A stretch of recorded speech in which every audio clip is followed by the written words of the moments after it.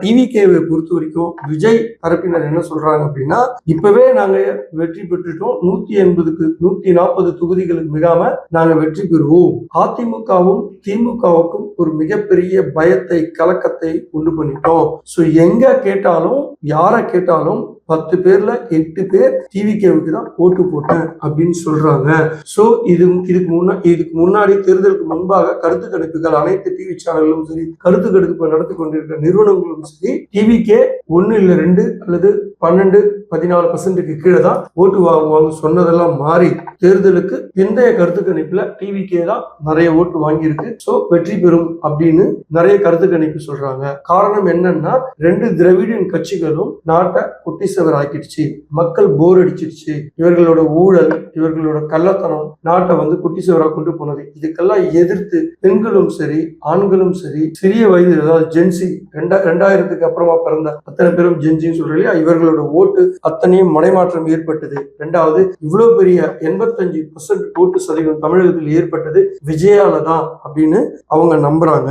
So இது எல்லாமே அவங்களுக்கு மிகப்பெரிய ஒரு பலமாக தென்படுகிறது. உதாரணத்துக்கு பாத்தீங்கன்னா, நடிகர்கள் நிறைய பேர் விஜய் அவர்கள் கேட்டுக்கொண்ட வேண்டுகோளுக்கு இணங்க காலையிலே ஓட்டு போட்டு ஒரு ட்ரெஸ் கோடு காட்டி அவர்கள் ஓட்டு போட்டாங்க. இதுவுமே இளைஞர்களுக்கு நிறைய பேருக்கு, உதாரணத்துக்கு அஜித்தா இருக்கட்டும், சிம்புவா இருக்கட்டும், இது மாதிரி ஜீவாவா இருக்கட்டும், இந்த மாதிரி இவங்களை சார்ந்த, இவங்களுக்கு பிடிச்சிருக்கிற ஃபேன்ஸ் அத்தனை பேருமே பாத்தீங்கன்னா சிம்பாலிக்கா இவங்க விஜய்க்கு ஆதரவு தெரிவிச்சிருக்காங்க. சினிமா துறை, கலைத்துறையை சேர்ந்தவங்க விஜய்க்கு ஆதரவு தெரிவிச்சிருக்காங்க. இதை பார்த்து இவங்களோட ஃபேன்ஸ் எல்லாமே டிவிகேக்கு தான் ஓட்டு போட்டாங்க.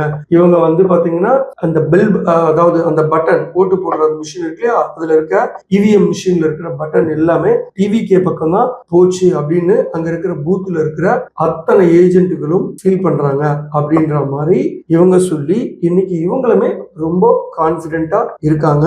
இவருமே மினிஸ்டர் லிஸ்ட் எல்லாம் ரெடி பண்ணிட்டாரு, யார் யார் அமைச்சர் பதவிக்குன்னு நேம் லிஸ்ட் ரெடி பண்ணிட்டாங்க அப்படின்னு மே 8ஆம் தேதி ஜோசப் விஜய் என்கிற நான் அப்படின்ற குரல் ஒலிக்கும். மே 8ஆம் தேதி தமிழகத்தின் முதல்வராக அமர்வார் என்று டிவிகே கட்சியினரும் பலமாக நம்பிக்கொண்டிருக்கிறார்கள். சரி, இவங்க 3 பேரும் ஆளாளுக்கு நான் தான் வெற்றி பெறுவேன் அப்படின்னு ஒவ்வொரு அவங்களோட பாயிண்ட் ஆஃப் வியூல சில பாயிண்ட்ஸ் எல்லாம் சொல்லி மிகுந்த ஆவலோட எதிர்பார்த்து கொண்டிருக்கிறார்கள்.